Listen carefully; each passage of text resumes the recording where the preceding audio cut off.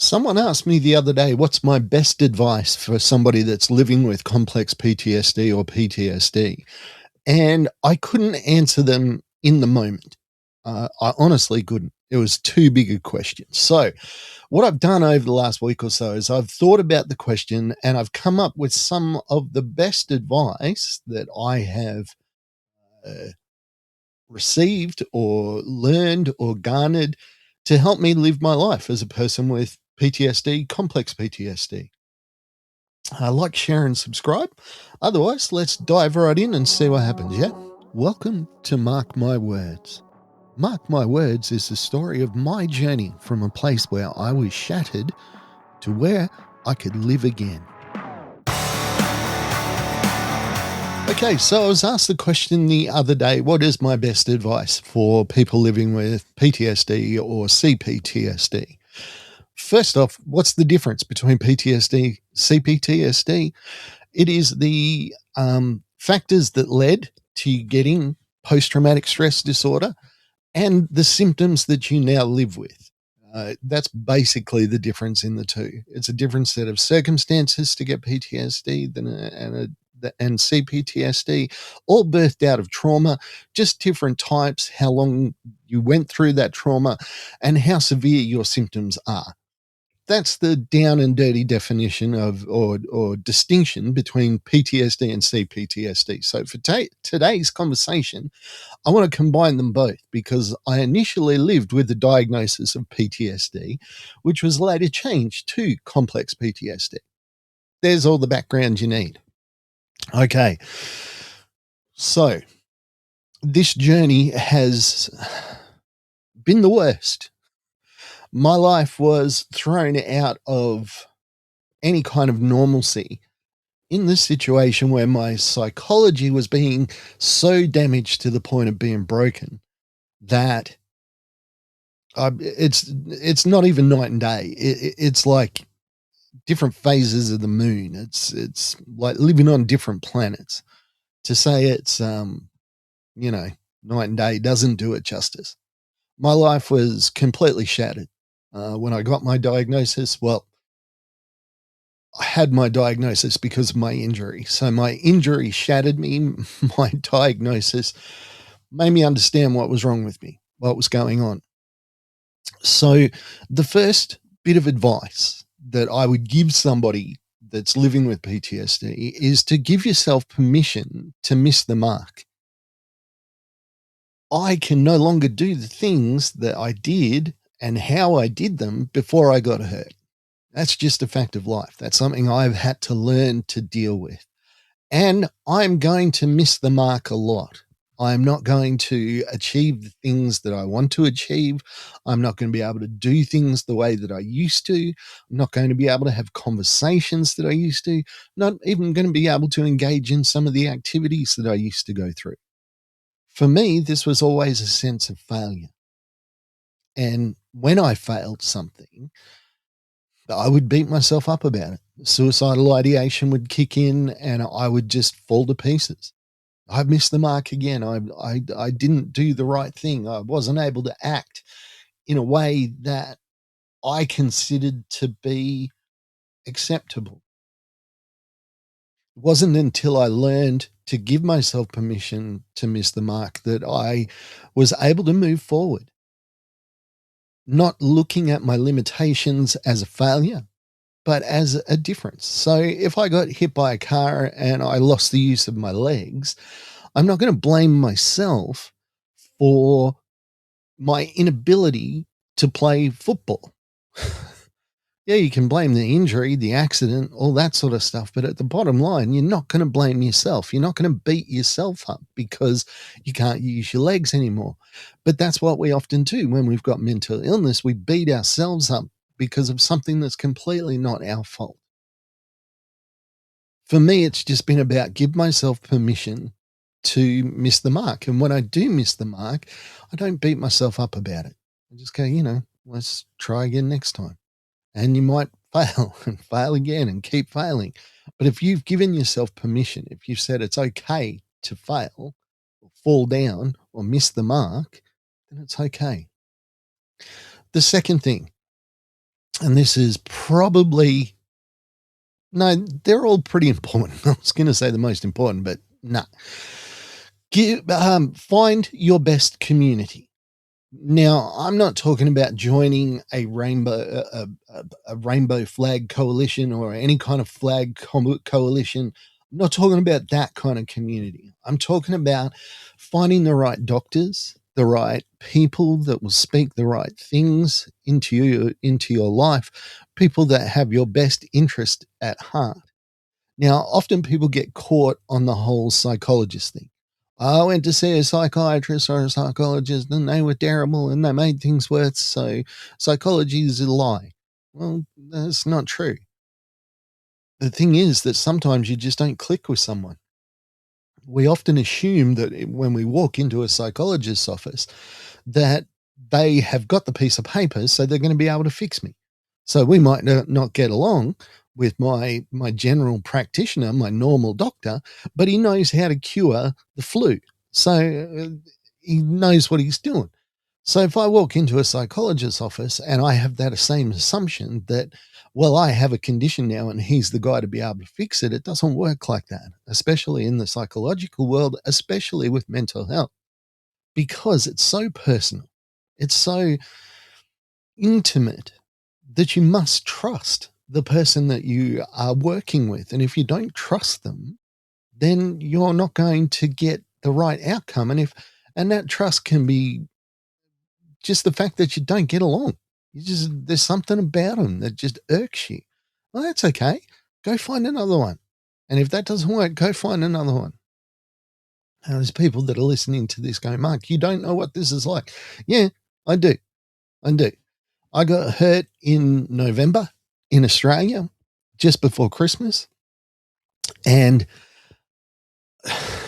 don't ever get hurt towards the end of the year mentally, because all the psychologists and psychs are closing up their practice so they can go on Christmas break.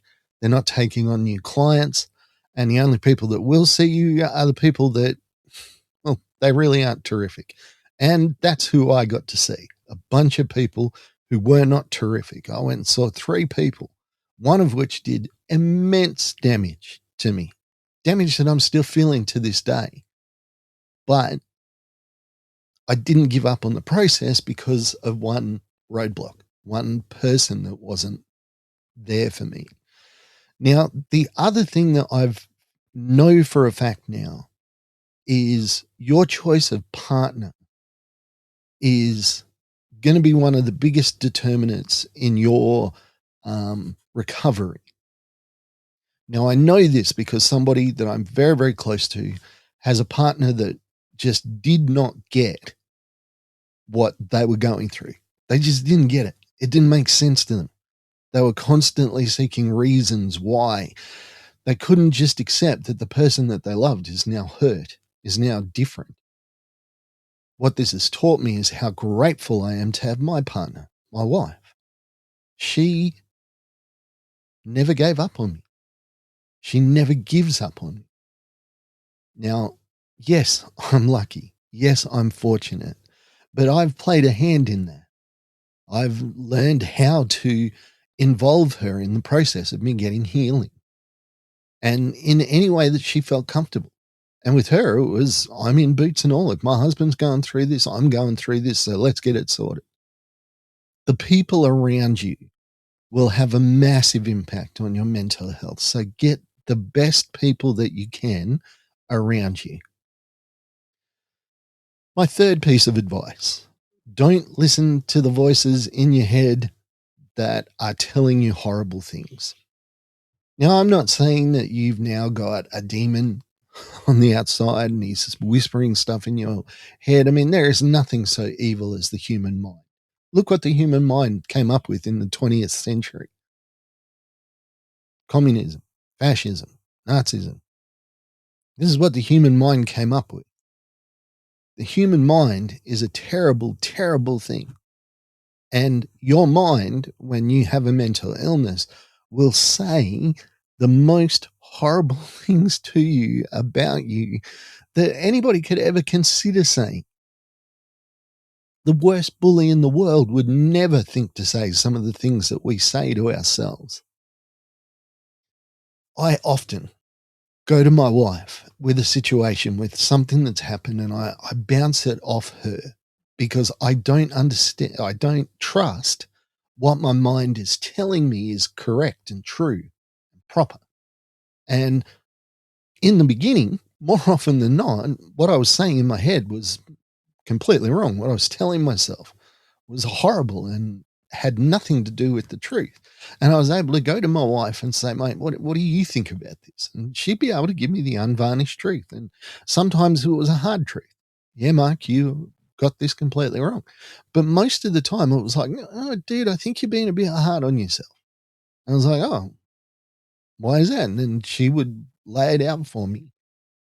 And I would then come to a more proper or accurate kind of understanding of what was going on. So don't listen to the voices in your head. The voices in your head are filled with suicidal ideation. That is the thought loop that your mind goes into, that suicide is the only option that you have. Something bad happens, you spill a drink, your mind just goes, oh, you can't even drink properly. You need to kill yourself. Now, if I listened to my mind every time it said something like that, I would have been gone long ago. But it's other things as well. Somebody will say something and you'll catch part of it, but not the whole thing. And you'll start to ruminate over it. You'll start to think and you start to freak out about it. And that's when I go back to my community and go, look, what am I doing here? Is this right? Is this wrong? Have I got the wrong end of the stick? And it's that ability to check myself using other people that makes it so that I've learned to not often listen to the voices in my head, that I am useless, that I'm pathetic, that I'm hopeless. And my mind tells me that pretty much every second of every day. So if you feel that way, I'm there with you. All right, the last and probably the one that you're going to balk at the most is about being patient. Now, I said this to a dude a couple of months ago, and I swear he wanted to punch me because he didn't understand what I was saying. So I want to try and make it very, very clear what I mean when I say be patient. The worst feeling in the world will eventually dissipate. The best feeling in the world will dissipate. Every thought process, high or low, will eventually bottom out or come back to some kind of normal meridian. Now, for me, my normal is quite different from what it used to be, but it's manageable. So I've got this thing in my life at the moment. These people have basically abandoned me. And these were people that I don't want to say I love them, but I definitely thought that they were on my team. And as an organization, they've basically ghosted me at the moment. They're not even, it's not like I'm important to them. I'm just, I'm gone from them. When the situation first happened, I was beyond devastated. I was suicidal, to be honest with you. Now, my wife at the same time went through not the same thing, but something similar. She felt betrayed by people that she trusted. The difference between her reaction and my reaction is it's now 3 months later. If I allow myself to think about it, it's like it just happened. Whereas for my wife, that pain has kind of dissipated. It's gotten less. But for me, it still feels immediate. It still feels as if it's happening right now. Now, over the months, though, I have noted how bad my reactions are. Initially, my reactions were through the roof. They skyrocketed. I was, beyond devastated.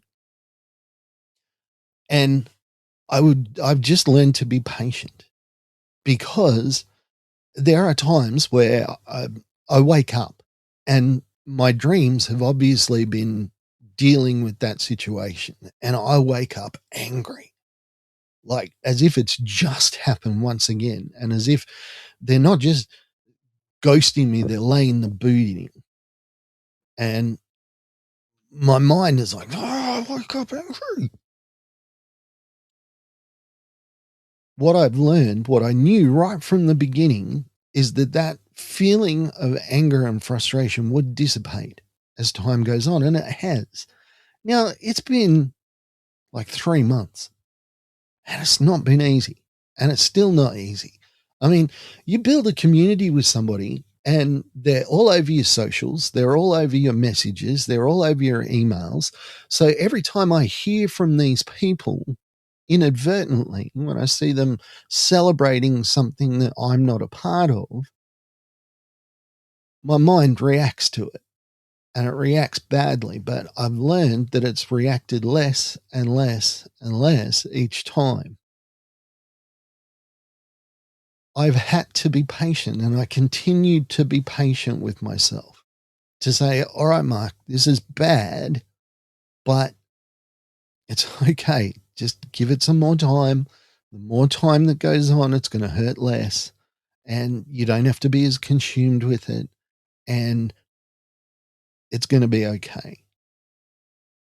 Being patient does not mean forgive. It doesn't mean, you know, living a life that's not true, um, feeling a way that you're not feeling. It's nothing like that. It's all about allowing yourself the time to let something hurt a lot less. You get a wound on your arm. If you start picking it, stick your finger in it, makes it worse. But eventually it's going to scab over and it's going to heal. But it won't heal if you keep picking at it, which is what I want to keep doing. I want to keep picking at this wound. I want to keep, you know, I'm not going to block them because I want them to know that I'm stronger than them. That's being stupid. I've just had to go, you know what? I can't deal with this. It's too much. It hurts too much. But I'm just going to let it go because, you know, it will get better. And I have to tell you, it has. I'm more able to deal with it. It still hurts as much. The thoughts still come back, but I'm more able to deal with it. I'm more able to distract myself or be mindful or just, put myself in another place. And I mean, we're talking about a massive shift, not just in my emotional life, but like it affects my day to day life, this ghosting. It affects my prospects, my future. But, you know, being patient, because even in my mind, I'm thinking about it now while I'm talking to you, and my mind wants to go, you need to do something with these people, but I can't. And I just have to say, you know what? I'm just gonna continue to be patient. Those thoughts have come, and now when they come, I'm much more able to deal with them. So, what are my 4 things? First one, give yourself permission to miss the mark. You're going to fall down. You're going to fail, but that's okay. It's just part of the learning process. It's just part of you learning to exist in a new normal. The second one, seek your best community.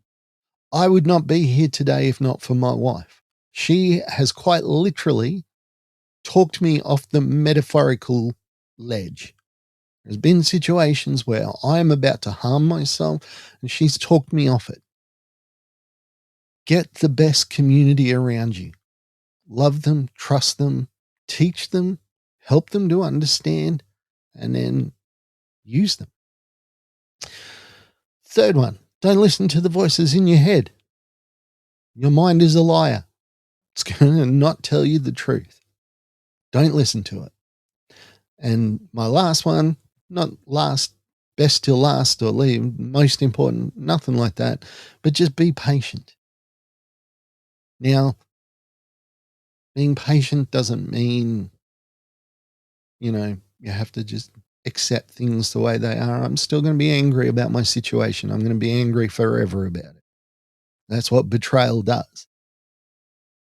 But the way that I react to it is going to change. My capacity to be able to digest it is going to increase. Those are my 4 things. It's probably the best advice. I mean, there's hundreds of things. That's why I've done like 300 episodes of Mark My Words. There is always something more to talk about. I hope that you found this helpful. Please like, share, and subscribe if you would. I hate saying it, but it really helps us out. You can buy my book. It's out in paperback now. I wrote it. All the words, not AI. AI didn't write this book. I did. Have a great week. I look forward to speaking to you next time. I'll be here. I hope you will be too. Thank you for listening to Mark My Words. I'd like to thank my producer, Meredith Brosnan, and also Torian, Kevin, and Lorraine. And I can't forget the band Adelaide, who allows us to use their song as our theme.